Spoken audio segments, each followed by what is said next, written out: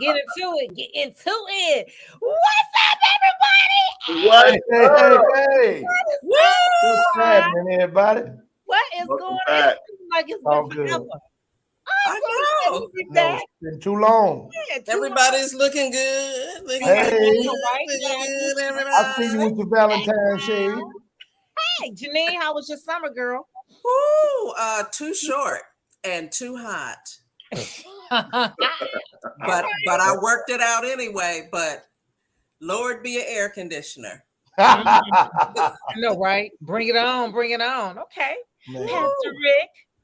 Yep, I'm excited. First of all, my summer was all day bomb. It was wonderful. I traveled, relaxed, hung out a little bit. Now we're back for season 2. I'm excited. This is the yeah. whole season, y'all. This is good. Yes, Lord. Yes, Jesus. Okay, Dr. Collins. Dr. Collins. Listen, my summer was very busy but extremely rewarding.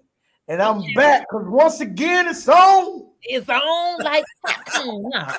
Yes, Well, for those sir. who don't know us, we are the Ship Squad. Welcome to Ships. This is the relationships show where we chronicle the difficult and hidden world of true to life relationships. So we had an amazing first season. This is our season premiere for season 2. And as you guys know, we're going to jump right in with Message in a Bottle. Message in a bottle, there's a message in a bottle, there's a message in a bottle, baby. Woo! Yeah. I like that. I like that. I love it. Woo, okay. All right. Gonna roll our open, Rick, or we Let's just go. to it. All right. Hey, I tried. It's perfect. It's perfect. It's perfect. Okay. So, oh man, this one came from far. I didn't want to come out of the Ooh, bucket. Okay, guys, are y'all ready? Let's we go. ready, Are y'all ready? Okay, now. ready. Okay, so this dear Ship Squad, I am a 38-year-old woman, and I have been dating my fiance for 8 years. We are raising 4 kids. I had one prior, and we have 3 together. He asked me to marry him about 3 years ago after I threatened to leave because I believed he was having an affair. We have had another child since then, and I still don't have a ring. Every time I bring it up, he gets defensive and tells me that I'm trying to rush something that will last forever. Why won't he just formally propose with a nice ring so we can officially get married? I was raised in the church, so I don't feel good knowing that we're shacking. I don't even go to church anymore because I don't want to feel like a hypocrite. He says he's saving up for a nice ring, but he keeps buying expensive clothes and automobiles. Should I just be more patient and wait on my change to come? Or have I just been wasting my time expecting this man to be my husband? But I would hate to have been waiting this darn long in vain. Please help, sick and tired sister. Woo, child, sick and tired sister. Okay, we're gonna start with you, Pastor Rick. Well, right offhand, they're already married technically. By law, they are. Right. They've Come done on. everything but the matrimony. They've done everything but the wedding and the ring, the whole 9 yards. This is my thought on it. I believe wholeheartedly that she needs to stay. Why go? Where? And at this point, why are you leaving? Why are you leaving? She is a Christian and she wants to get married. Okay. How much of a Christian were you when you were making babies? I'm trying to figure that out. Oh. No, I mean really, seriously. Yeah. When you were calling God's name in vain, how much of a Christian were you then? Just saying. Yes, Sam. That's my 2 cents. Okay, so look.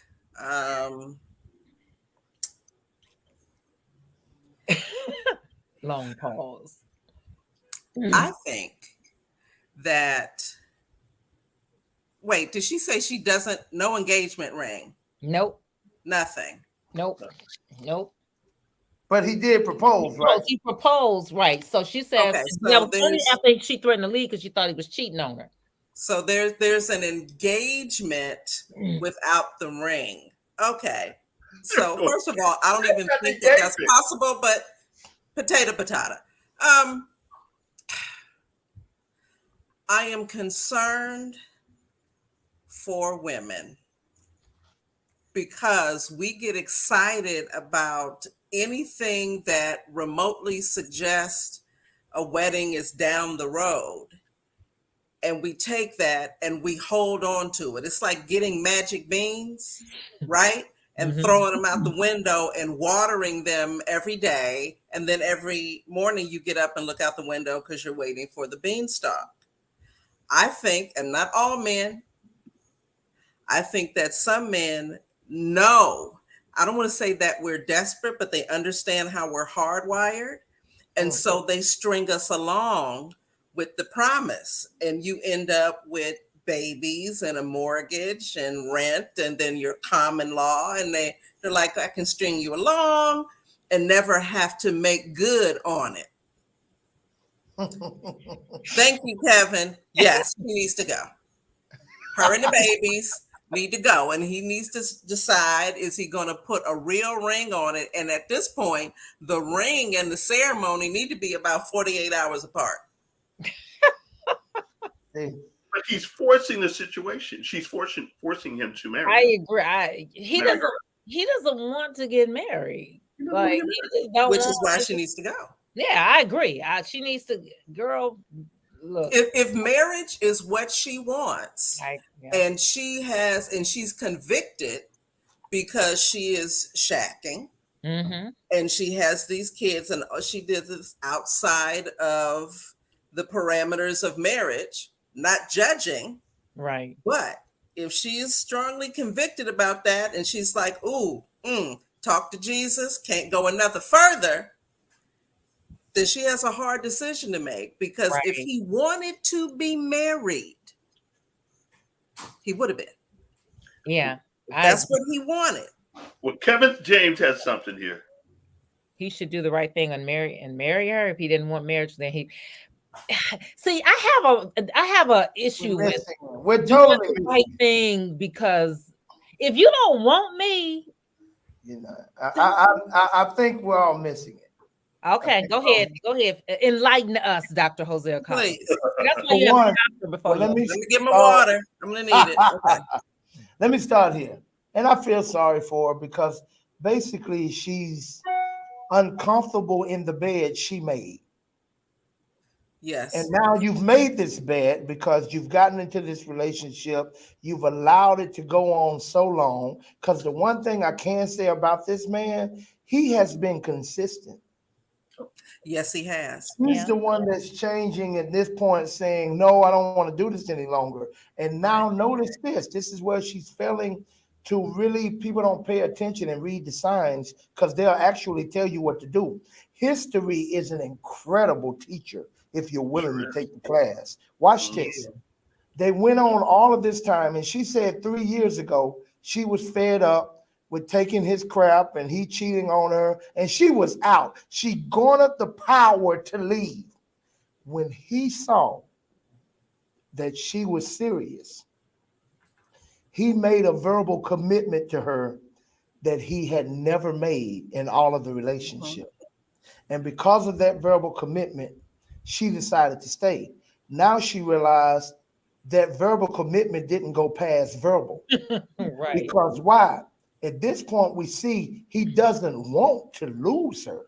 No. He just doesn't want to commit in the form of marriage. Right. He's willing to play house. He just don't want to make it official. So now if she reads from history, and if she's really fed up and wants a change, what you receive in life will always be determined by what you're willing to lose. That's right. If she makes a hard stand right now and say, I love you, I love our family, and I don't want this to leave, but our family deserve more, our children deserve more, and if we're going to make this official, then I'm with it. But otherwise, I will not make believe and pretend any longer. And when he knows that she's 100% serious, just as he had to put up and shut up before, he will step up to the plate. But a man like this needs more motivation than your attitude. But see, No Jose, question though, but at that point, if you have to have that conversation, That's what I was is it even worth it? Exactly. On top of that, Then now I'm back to Rick. You done gave up 8 years of your life to now wonder if it's worth it. You should have had that conversation 7 years ago. I agree. I completely agree. I just, I'm with you, Janine. I'm with you. You know, I feel like if we got to tell you, look, you need to marry me. You don't really want to marry me. No. He don't really want to marry. You see the difference? He don't want to marry her. He don't want to marry. He doesn't want to marry. He don't want to marry. I don't care if her name was Holly. He don't want to marry. Right. Her name can be Mary. He don't want to add an R. You understanding what I'm saying? No, it seems like he don't want to marry her. What are you talking about? He don't want to marry. Like he's waiting for something else better to come along, Pastor. Absolutely not. No, he's got a family. Now you're right. He don't want that commitment to where he's not flexible anymore, but he doesn't want to marry. And what happens with this man? They wait till they old, tired, and raggedy, and don't nobody else want them no more. Then they bring you a ring. Time for a hip replacement. That's right. Time for a hip or knee replacement, and they need somebody to help him. They need a nurse. Right. Once he's gotten all the energy out of him, when he's done, that is going around town doing his thing, it says, come on, let's go. But that's not even a marriage like that. How do you? This is the last thing I'm gonna say about this. It's vain to complain about anything you permit. Maybe she didn't know better. Maybe she was a baby in Christ. Can't you be in the process of growth and self-discovery and coming into the knowledge of self, and you wake up along that journey and say, "Ooh, I don't like where I'm at now because who I used to be got me in this situation. I'm not her anymore. This doesn't work. This is what I want. This is what I need." There's got to be room for that. So are you complaining or doing something? Which one are you doing? I'm telling her to bounce. I'm saying don't complain about anything you permit. So as long as you're permitting it, you're not really warranted to keep complaining about it because you are enabling it. You are creating the situation you ate. I think right now she probably feels, with all the time and the love invested in the children, that she would obviously love for it to work out. And so she would love for him to be a man of his word. Stick it out. And do what he said he was going to do. Hold on. Let's take a poll. So Rick, stay or go? Oh, it's a stay. Stay. Me, Zandra, go. Janine? Go. Watch this. Dr. Jose? Me? Stay because you're not leaving. Because you're torturing yourself because you're not going nowhere. I'm not telling you to stay because it's the right thing to do. Got it. Okay. I'm telling you to accept what you're going to do, or you're going to keep torturing yourself and making yourself miserable. Maybe that's why she's asking us for our advice. Maybe when she listened to this broadcast, she may say, okay, you know what? Okay, can I put it another way then? You need to mess or get off the pot.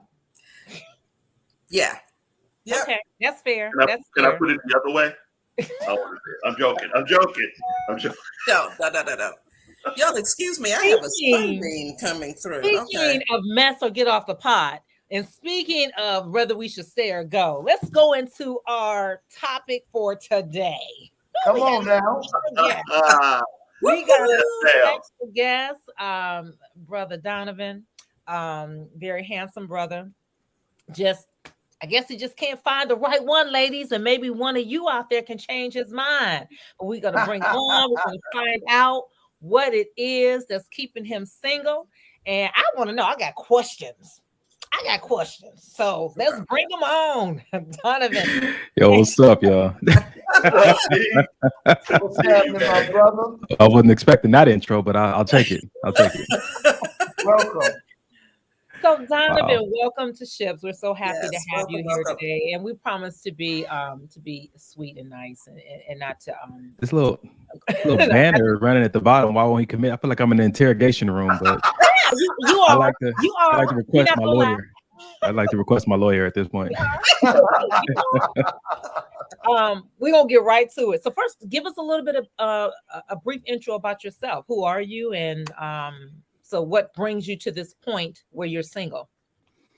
Man, I am. So let's see. I'm a author, photographer, certified life coach. By day, I work at Cedars-Sinai Hospital. Yeah, 42 years old, no kids, single. Because I haven't found anybody that actually fits the vision and is willing to commit to the vision like I have. Okay. So what's the vision? So I have a vision of what God showed me my life is, and it's in accordance and alignment with my purpose. Okay. And so everything that I am committed to in my life, be it self-care, be it my job, be it any other kind of commitments I'm associated with, all of them need to partner and complement each other. And I just haven't found that in a woman. So until I find something that complements that commitments that I've already made, then I'll remain happy and single. Single. Okay. So if you never find that right woman, you'll be okay just riding this thing out and dying alone? Perfectly. I'm not alone. I got a community. I mean, well, you know what I mean. Just I know exactly what you mean. Yeah. Okay. Without that. Now, listen, I've wanted to be married since I was in single digits. Since I was 6, 7 years old, I wanted to be married and have kids. Really? And yeah, I've always wanted that. I wanted to be a fireman and grow up and be married and have children. Somehow I became a male exotic dancer and had some abortions and I ain't got no kids and I'm still single. So those stories are polar opposites of each other. Right. But yet and still in my heart, I want what I want, but I recognize I had been idolizing it anyway, even as a Christian. That wasn't God was. What did you say now? Let's go back. You said you were a male exotic dancer and you had abortions. Yeah.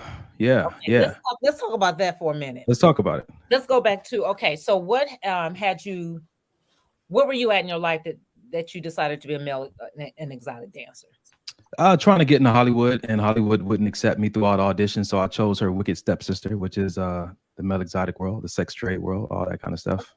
Okay. You know, when people, I don't know if you know this, but when people can't make it in Hollywood, there's a community of us that turn to what we call her wicked stepsister, the closest thing we can get to Hollywood, being hood famous. So like my friends that do, porn, my friends that were call girls, my friends like that was the next best option. Right. Okay. And so during that time, you would say it was a dark time or a lost time in your life. Would you say? Would that be safe? Didn't feel like it in the moment, but yes. Okay. In retrospect, yes, I was lost. I was upset, and every piece of my behavior showed that I was acting up. Okay. So what was the change? What was the click that had you say, okay, what am I doing? Crazy enough, April 24th, 2004, I was sitting on the side of this bed in this hotel. I was having like what I call a Donnie day.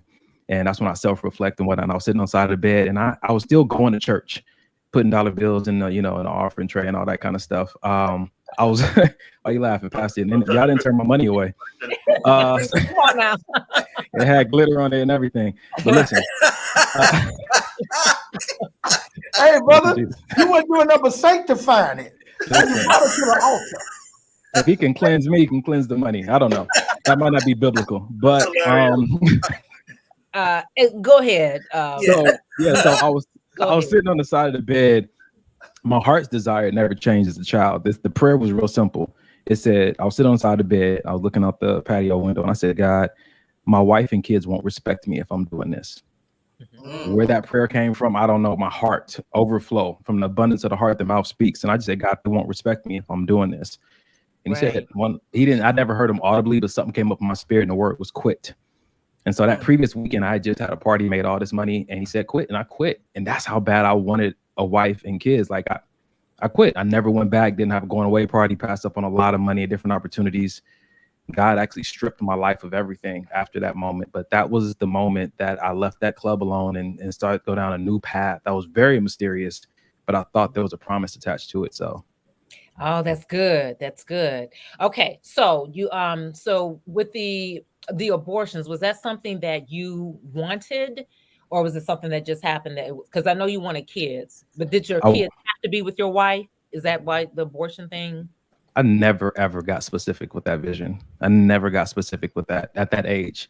Okay. The abortions that I did have, I wanted them. Okay. I'm not sure if I wanted every mother, but I definitely wanted every child. Wow. And I voiced that. But I was in this place of, it's not my body, not my choice So I had to come to a place of, just supporting whatever the woman wanted to do. And I'm 20s, you know what I'm saying? So you're not really well versed in that arena and communicating and stuff. So, what made financial sense, what made logical sense. And so, yeah, that was the path we took. I'm pretty sure a lot of us, because it wasn't the same woman 10 times, I'm pretty sure a lot of us kind of look back and be like, man, I wonder what life would be like had I not. So you've had 10 abortions?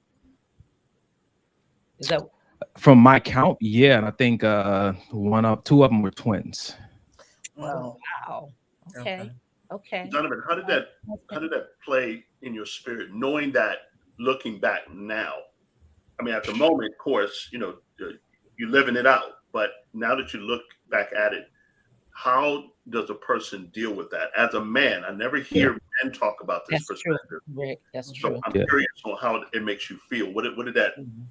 How did that change you as a person? In the moment, like you said, it hurt. I was like, ugh, like, okay, man, but life goes on. They never really entered my life. So what did I really lose? Right. But in my 30s, bruh, like even right now, I prepared myself to discuss this. So I'm able to get all the words out. But I went through a dark season in my 30s because when I was a kid, I told God I want to be married and I want to have 10 kids. That's exactly what I said. And so when I found out that it was like 10 abortions, I was like, I messed up.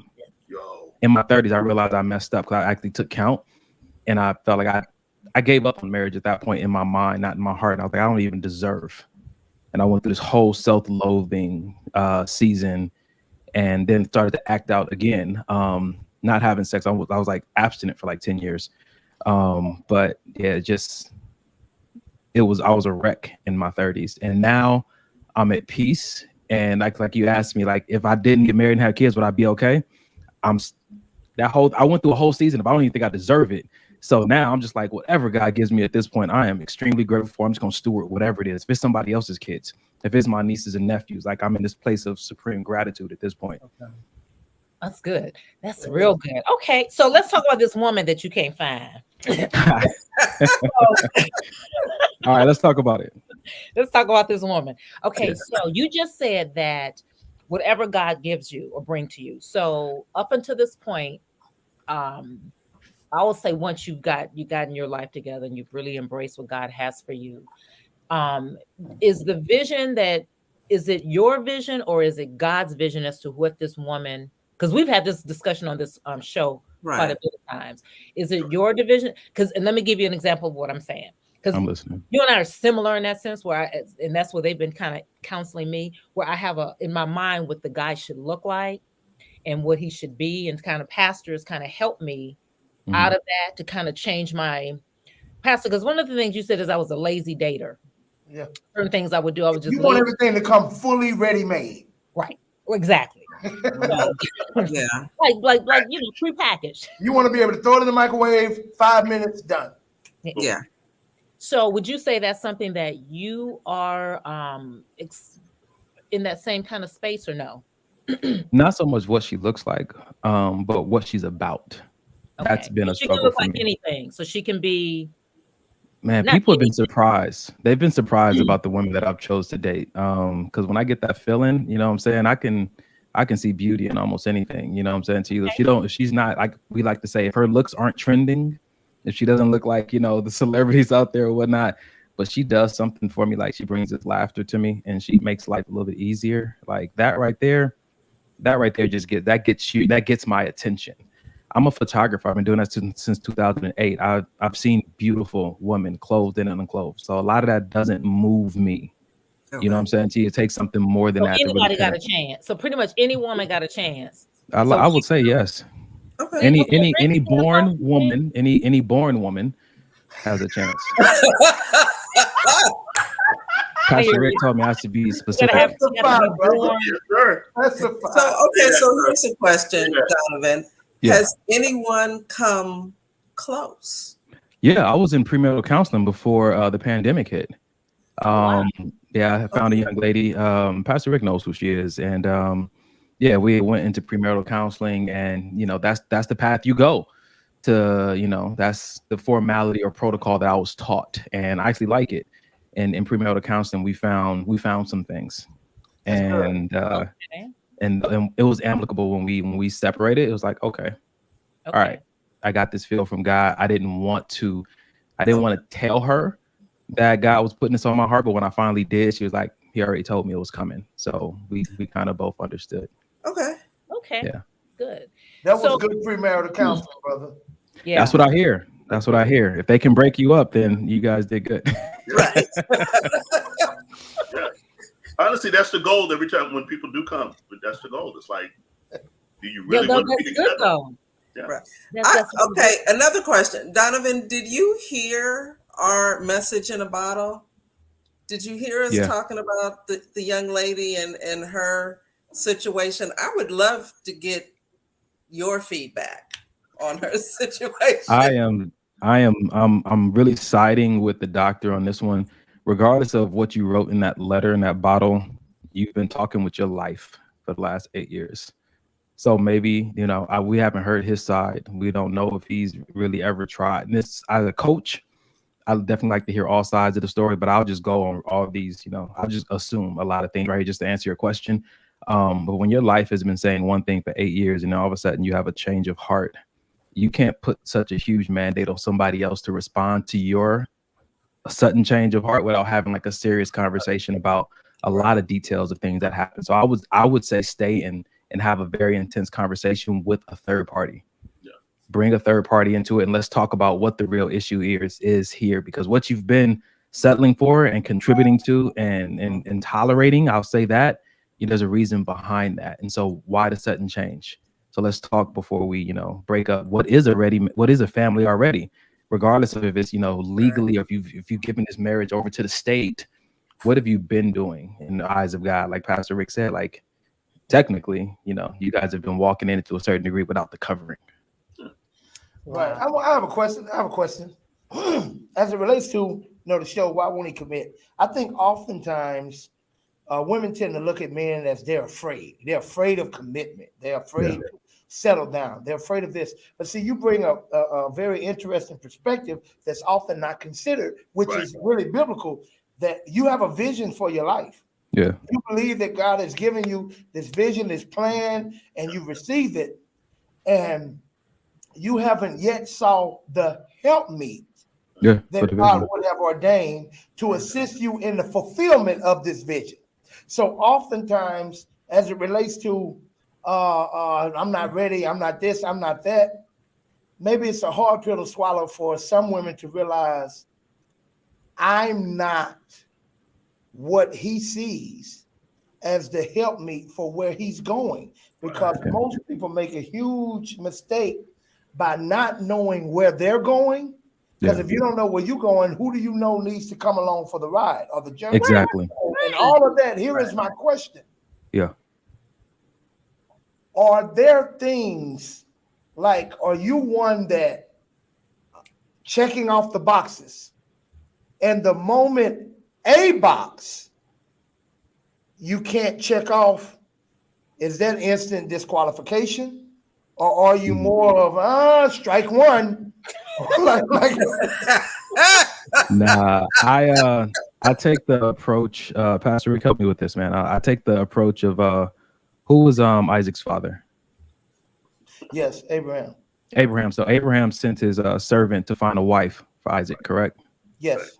And when he went to his homeland to find that wife, he asked the Lord to make me successful in my choosing. He said, give me a question to ask, and whoever answers a certain way, that's the one I will consider.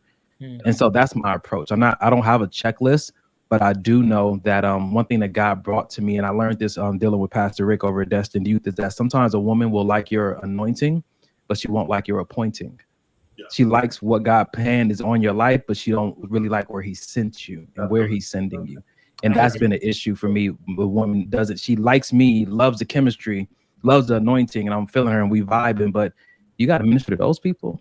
Right. You have to be so vulnerable and transparent when you go out there. So it's not a checklist for me. It's really along the lines of, God, give her some insight into my purpose and help me to see that she's compatible with my purpose and I with hers. That's good, brother. That's really good. She loves you, but not your assignment. Yeah. I have a quick question. When it comes down to finding that woman, biological born woman. I Yeah. got. My question is, do you look more for traditional or more modern? Meaning she's set up, educated the whole 9 yards. Is it something that like, that's not for me, and so forth? I'm so torn with that, man, because I think my heart wants that Southern belle, that traditional, like, that role and whatnot. But then my mind is definitely like a more modern, because I'm thinking about what I bring to the table. I'm bringing more of a modern feel myself, but my heart loves that Southern traditional type. So yeah, I don't have a straightforward answer on that. I am struggling within myself, hoping that that won't be a hard yes or no when I do meet her. And every time I meet somebody that I do feel like fits the script, I'm something I'm working on. I'm a big romanticizer. So if I see you one day in the gym and I like you, I'm already thinking about marriage. I'm already thinking about like the pastor. You said that don't happen. No, I never. Listen, ladies, did you hear that? It didn't happen. It's just, but The I ones get it. that want it on purpose Yeah. are thinking that. Yeah. And he fits what I said about that. I said, unless he's a godly man that's pursuing God's purpose for his life, that's the one. I was telling you, the average Joe you meet ain't looking at you thinking bride first, not the average Joe. And my friends have told me I need to slow down a little bit, because she ain't even have to talk to me yet or show me any like special interest. I'm already thinking like, yeah. So I need to start, though. I need to put this kind of money away, because I know I need to make sure she has this, because I see her coming here. I'm already planning this thing out in my head. And sometimes I don't know if that's a God thing or if it's a good thing. So I kind of just sit with my community, and they Donovan, slow down. Like, there's a girl that I'm interested in. They're like, you're going to go on this date. Like, Don, don't propose on the first date, because I'll do something like that. If I feel strong enough, I will. I'm wild. How many times have you been engaged? Actually, I wasn't even engaged when we went to premarital counseling. So have you never been engaged? I love No, it. I've been proposed to a few times, but I've never. Wait. proposed to anybody. Rewind that tape. Rewind that tape. How many times, Donovan? 3. Now, was that a turn on or a turn off? I'm not a fan. No, me and my boys have this conversation often. Like, would you let a woman propose to you? And my answer is always yes. I would let her, because it's just something that's in her heart she wants to do. But after she does that, then I'm gonna do my thing. I'm not gonna shut her moment down, but I'm definitely gonna step back into what I feel like is traditional and say, okay, so let's do it. Let's do it this way now.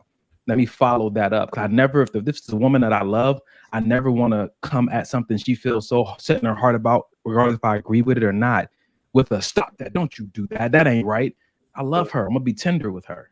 And then I'm gonna come behind her and do what I feel like is right in the eyes of God. So did you do that? So with them 3 proposals? No, they weren't for me. No. Okay. I wasn't even dating these women. It's just something that, okay. You weren't dating them? No, man. No, these is just, then they bought rings and everything. It was just like, wait. So what you're saying? Pastor Rick knows most of these stories. And approached you and proposed, and you hadn't gone out, you hadn't had coffee. This is what I gotta go through. I knew them. I knew them. I knew 2 of them in the biblical sense of knowing. But one of them I did not. Okay. So they might have been meat poisoned a little bit. They were trying to. Wow. Okay. Meat poison. Oh, that's good. So I have to use that. Because it happens. And then look, yeah. if you get meat poison enough, you will go buy a ring. Poison. But interestingly enough, the ones that did propose, I wasn't actively dating or intimate with them. This is just something that came up with in the time. One of them was my ex-girlfriend. This was years after we were together. Another one was a woman that I had dealt with, but she had went a separate way. And the other one was just a fan from the club. So yeah, that I never had any intimacy with. So I just felt like that was the best way to bait and catch. So So question. Yeah. And we talked about this earlier. You said you can be content if you never find the one. Yeah, if God doesn't present that, I can be content. You can be content. Yeah. Does that contentment include celibacy? Yeah. Yeah, it does. Okay. It does, and it includes a whole bunch of pain and suffering and crying, Say but that it one can more be time: done. pain and suffering and Yeah, crying. Okay. and sometimes that's what it looks like when you walk in your promised son up that mountain to sacrifice him. Like sometimes you got to put your deepest desires on the altar and say, okay, God, if this is your will, some people have that garden moment, and they just got to be like, it's not easy. Can I be content? Yeah. Will I need all the Lord's strength? I definitely would, but I'll do Donovan, it. this And this yes, is it would a teaching include moment. This is celibacy. a teaching moment for men too. Um, my question is for you. Very rarely do a lot of men try to keep themselves until marriage. My question Yeah. is, what are some things you do outside of working out? Because I know you're a gym rat somewhat. Is there something you do, I'd say spiritually, to keep yourself from, or even naturally, just avoid? I don't know. What do you do? Yeah, man. My big thing was music.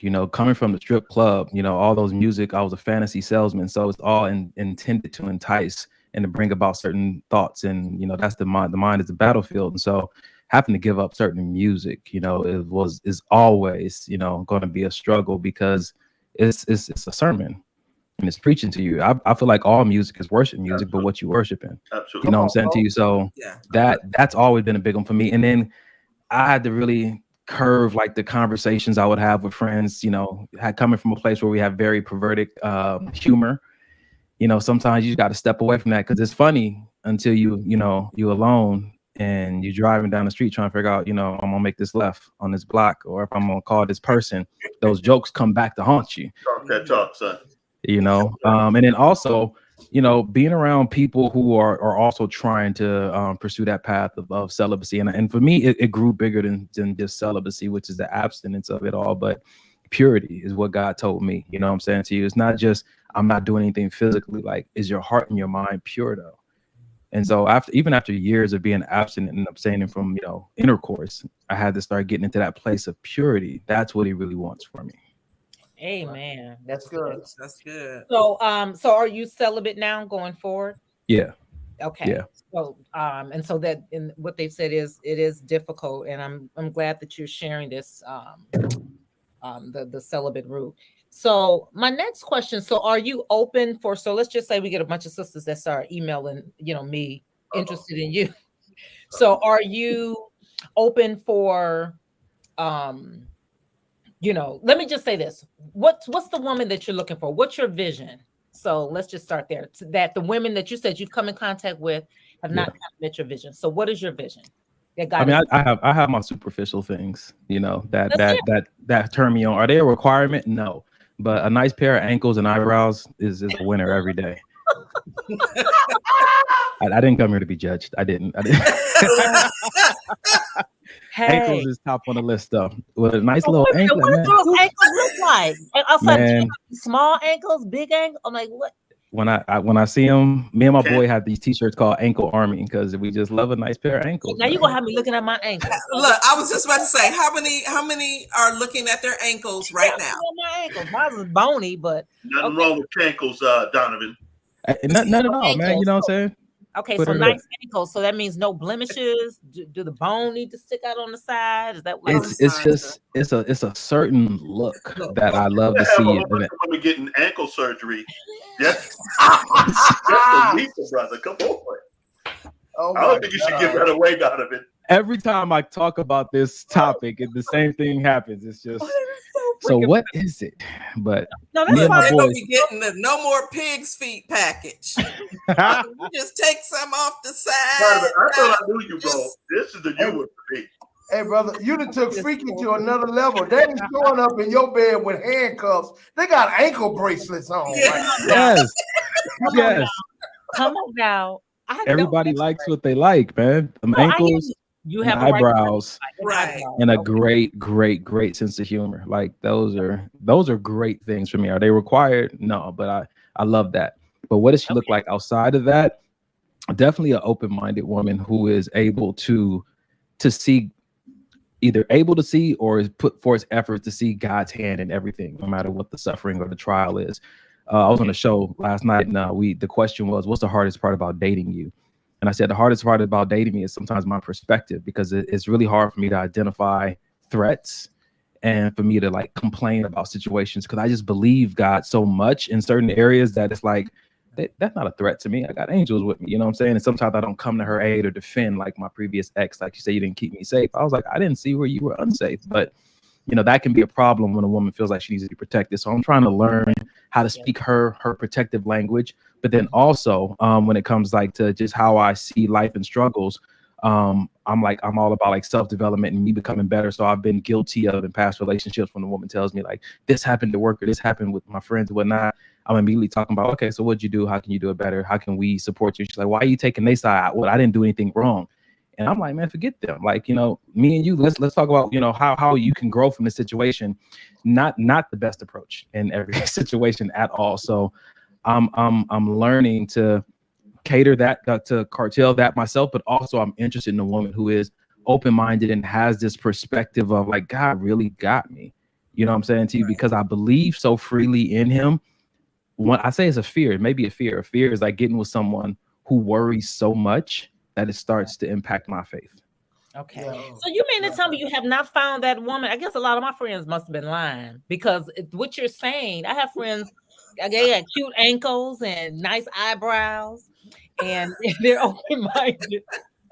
So, let me go back. Names start with Zandra and end with Wilson. Stop. So does looks matter, Donovan? Meaning, can she be any age? Can she be any weight? I mean, my weight is not a big deal for me at all. And age, me and my ex had like an 11-year difference between us. 11 years, she was younger than me. I did date a woman that was like 3 or 4 years older than me. Like that, those things don't really matter to me. And I love weird women, like, just a little off, like she doesn't really fit in with the cool kids. Like, I'm good with that. You know what I'm saying to you? I think the people often look at me and think they know what kind of woman I would be with, and they usually get it wrong. Okay, all righty. That's interesting. So the women you've been coming in contact with, so what are you seeing out there that you keep running into that you are not liking? Well, I'll give you an issue with me, which is probably why I haven't met some of these women. Here's an issue that I have that I'm working on. Becoming a male exotic dancer at 19, I never had to chase women, and so my pursuit game is a little whack. My initiation game is almost non-existent. You know what I'm saying to you? I'm so used to them coming to me. You know what I'm saying? So that's something that I've had to work on. One of my mentors, like, yo, you have to stop insinuating what you want, lifting your eyebrow, and like, kind of just giving them that look and go after it, brother. You know what I'm saying to you? So that can be a big issue. Yeah, exactly. That I have to, hey, I'm Donovan, and as cool as stuff that I try to act sometimes, boy, butterflies and bumblebees get in my stomach and insecurities show up, which is like a big reason why I was a dancer. I just never found myself attractive, and I was trying to see if anybody else did. Like, so a lot of those insecurities show up when it's time to move forward. And so a lot of these women out here who are eligible and stuff like that, you say you've been talking to, a lot of reasons we probably haven't met is because I just wouldn't make the move. Hey, that's interesting. I want to touch what you just said, because I think that's very interesting. You said one of the reasons you think you became a male exotic dancer is because of your insecurities. You didn't feel good that you was attractive, so you wanted to see if other people did. Now, most people would think you have to have supreme confidence to become a male exotic dancer. But you're saying for you it was the opposite. I had supreme confidence in my ability to perform. Okay. But I didn't feel like I was attractive. I got you. Okay. Hey, I want to ask you a question as it relates to women. What would you say to, like, even women that are watching this show that feels like, why can't they find anyone to commit to them and things of this nature? Because I see sometimes, even from this conversation, maybe the light bulb is coming on that maybe their perspective has been off, like thinking they need to look finer, they need to get these surgeries, or they need to do all of these things that they think has been the problem. What would you say to those women? Good. I would simply say you guys have to agree on what commitment actually is and what it looks like for you guys. I think you guys said it with the letter in the bottle piece. Like, some people don't see commitment as marriage. They don't see commitment as you guys living together, and like they don't see it like, I'm not signing a license over to the state. I think the first thing you want to identify is like really partner or seek out people who see commitment the way you see it. I know too many people who have been in situations, and at the end of the day, they love each other, they have a chemistry, but they don't see commitment the same way. And so while one person is saying, I'm committed to you, the other person is saying, but not the way I want you to commit. Right. Why we didn't have a conversation, because we think that everybody looks at commitment the same way, that it ends in us getting married and getting a license, and some people don't see it that way. So I would really say, like, spend more time identifying what your vision of commitment really is, and then seeing if you can find people that agree with that before you start opening up and giving them access to you. Right. Now, Donovan, one of the things I'm seeing. Oh, go ahead. No, go ahead. So I want to just go back for 1 second. You were talking about your initiation game is non-existent. Does that mean that you are open to women approaching you? Yeah, that's the norm. That's But that's I'm saying, like, we're thinking about traditional male and female roles, and really proposing is not like the ideal thing to do. That should be what you do for your woman, but you're cool with them initiating the interaction.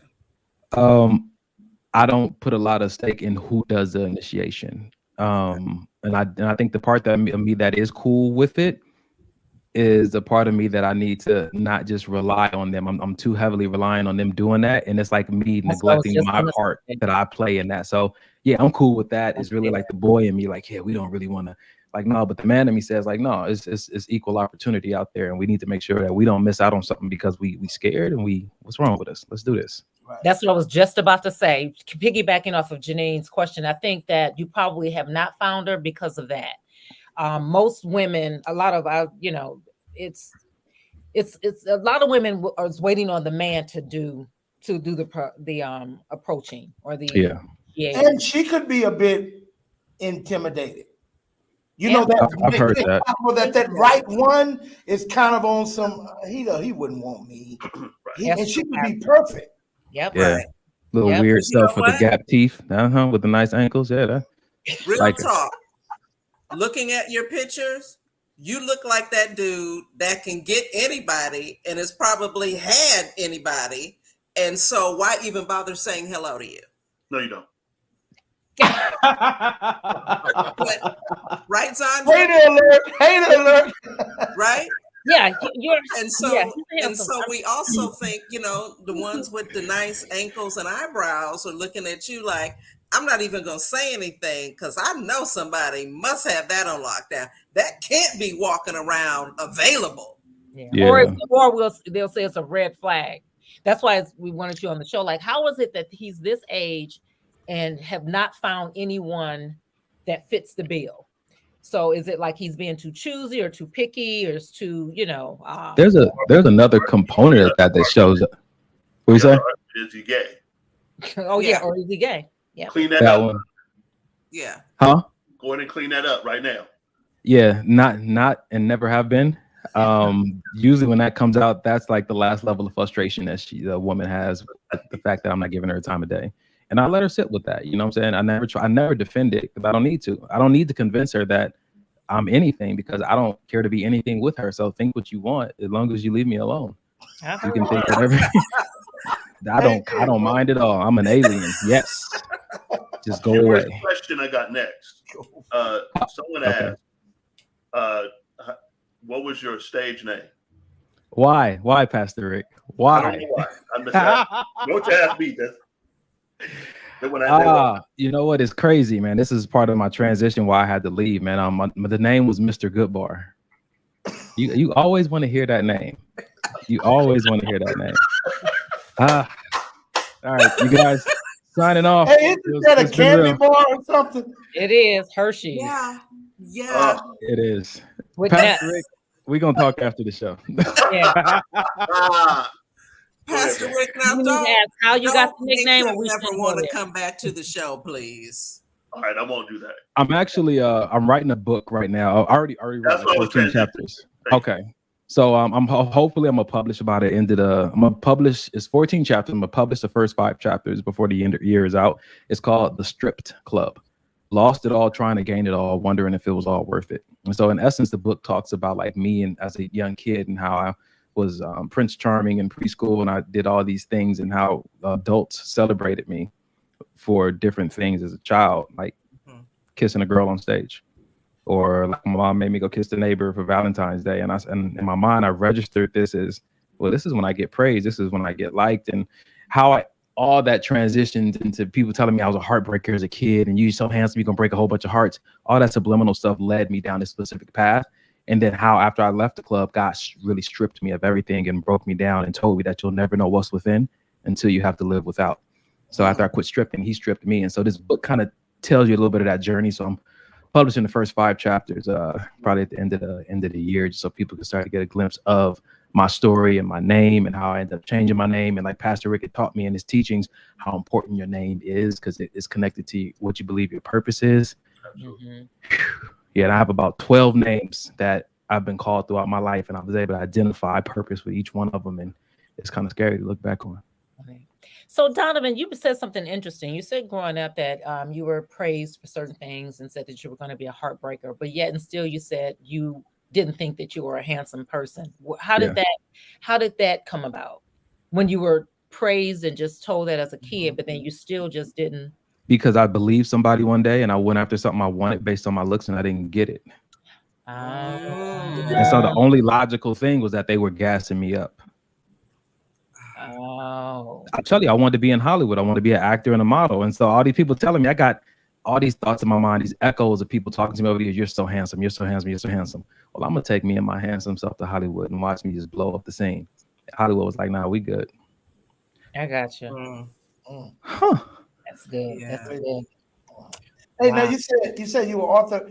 I know this book is coming out, but is there another book that's already out? Yeah, so good plug. I appreciate you. So my first book I published in 2014 is called Before the I Do, Are You My Happily Ever After? So it is a relationship book about premarital stuff. I interviewed a lot of married couples and find out like how they did it from beginning to continuation and preservation. So that's Before the I Do, Are You My Happily Ever After? And then my second book is Evolving the Entrepreneur, the premeditated assault on stagnation. So I really like to focus on entrepreneurship and relationships. And I do a lot of leadership coaching. So those are the 2 books that are out now on my website, Evolving Entrepreneur and Before the I Do. And what's that website? Right there, my tag, DonovanDDonnell.com. Okay. So question, when you're not looking at eyebrows and ankles, what do you do for a living? I work throughout the day, 8 to 5. I work as a project coordinator at Cedars-Sinai Hospital. I work with the medical group, not at the hospital. And then after work is when I do, my coaching and my speaking. Life coaching. Okay. Yeah, life coaching. Okay. Yeah, and photography. Which Pastor Rick wants to be a part of all the time. Okay, guys, we got about 10 more minutes. So Donovan, wrapping this up. Yeah. Let us know what kind of woman you said about your purpose. So explain to us, what is your purpose? So when women are trying to approach you, they will at least know if they fit into what it is you're trying to do. So my purpose, like I have on my website, is to help people escape the loop. The loop is the illusion of living. It's the life you feel like you have, but it's absent God's covering, God's promise, and God's anointing. So my goal in this generation, I feel like, is to simplify things and help people see. I believe that everybody's purpose stems from one of the things that Jesus came to do, set the captives free, restore sight to the blind, heal, and stuff like that. My purpose is in the vein of setting the captives free. And so the woman I'm looking for is someone who can partner with me as I do that. One of my mentors told me, like, there's a good chance that you've definitely been called in to minister to women. I didn't like it, didn't want to receive it, but it continues to show up that way. And so it would need to have a woman who can support me in that, I don't know. And not really affect her in a negative way. But then also a woman who will allow me in because I really want to serve and share my gifts, and so someone who's not really stuck up on being independent, who wants to go on an adventure with me.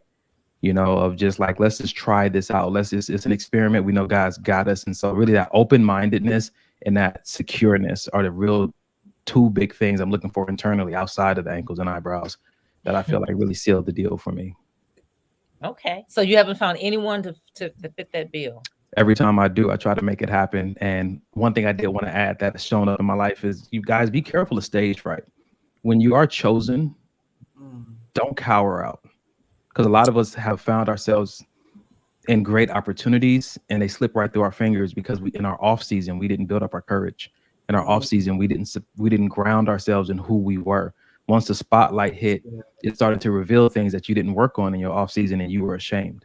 So I would say a few of the situations I've been in, people have gotten stage fright. Like, it's time now, let's do this. And the person I chose to date or to lock it down with, it's like they just change into somebody else once the spotlight hit. So got to watch out for that. But whoever is next, I'm gonna pursue her with the same passion. And when God says it's so, it's gonna be so. Okay. All right. Any final questions, squad? This has been very, very enlightening. So I'm sure we're going to be hit up with a bunch of potentials. So we'll have Rick. Send on to Pastor Rick. Right. He knows me. Send on to Pastor Rick. If they don't make it past him, I don't need to even talk to him. So Pastor Rick, we said that she can. We're gonna send them. So after we vet what comes in, certainly. You know, I just want to say, you said something early on that when you were in single digits, you wanted to be married, and have a family. And I really haven't heard that a lot. It seems like that's a woman thing. From the time we come out of the womb, we're just kind of socialized that that's what we should desire to have. So to know that there are men out there that have been dreaming of that and asking God for the same thing, that's encouraging. Yes, it's very encouraging. And Donovan, did that come from you, like, just scoping out the world, or was it a mentor in your life as you were a kid, pastor, uncle? Where did that come from? It's a good question. I didn't grow up with my father, so I didn't grow up in a family that was like made like that. I've never been asked that question before. But the best way I can answer is that my first mentors, and I wrote this in one of my other books, one of my first mentors were Popeye and He-Man. And so I got the idea of what family could look like from cartoons. Wow. And of course, that would make me the superhero.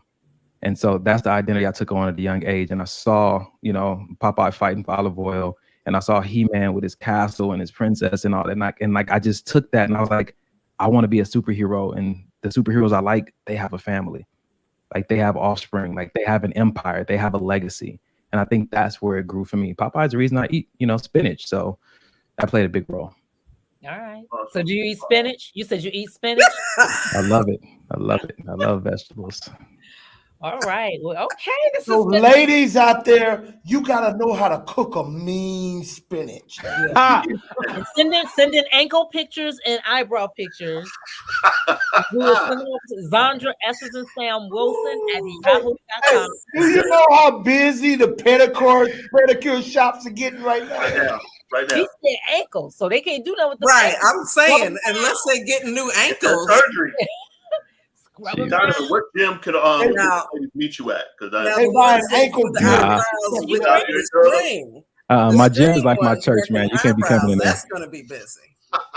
They got microblading eyebrows. Exactly. Yeah, man. Do that. I don't mind if it ain't real. I don't mind surgery either. It's all good. Do what you need to do. Donovan, before we sign off, give everybody your information, where they can contact you. Pretty much all your good stuff. Yeah. Cool. I made it simple. So DonovanDDonnell.com is my website. Donovan D. Donnell on Facebook. Donovan D. Donnell on Instagram. And I just started a TikTok and Twitter page because I had to for this other business I'm doing, and I'm Donald Bueno on there. Okay. All right. Donovan, so hopefully we'll bring you back and you'll have your fiance. So we'd love to have you back. I'm sure we're gonna have some next week. Hey, let's make it happen. Come on, Jesus! Finally, right? It will. He can move like that. He can move like that. Oh my gosh! Donovan, thank you, man. Wow. Yes, good. Ladies and gentlemen, Donovan D. Donnell. Yeah. Oh wow! Thank you. That was good. That was so good. Yeah. Man, so Rick, we said in all of these, so you can email me and I'm gonna forward them to Rick. Oh, yeah, they go ladies, don't send your ankle shots, your eyebrows. Or you can send them to me. We're gonna let Donovan choose. We will help in the vetting process and forward them on. Have fun. So if he's someone that I'm sure you're in trouble. That's all I gotta say. Yeah.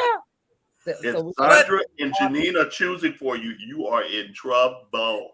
Excuse me, my husband is delicious. I have excellent taste. I didn't say that. So you're not in trouble if you send it to me. 60 and over, Donovan. 60 and over. That's what you're going to get right there. Anyway, what a wonderful way to start season 2. The Ship Squad is back in full effect. That was amazing. This was good. So y'all keep tuning in because that's just the beginning. We have guests after guests lined up for this season. Yes. Like, subscribe, share, and for all of you guys, please send in your letters. You can put your email address in the comment section. I'll find you, and then you can send me your letters anonymously. You don't have to use your name if you don't want to. We will definitely just, put a whatever tag on there.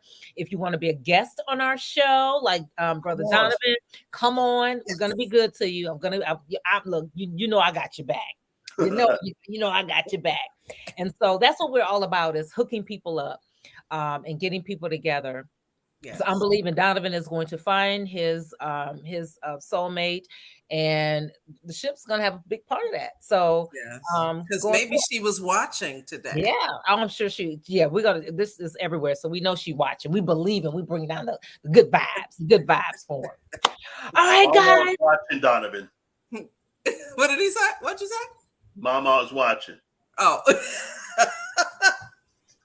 So you're just not even right. So I know he's rolling his eyes. Married, and we're trying to get.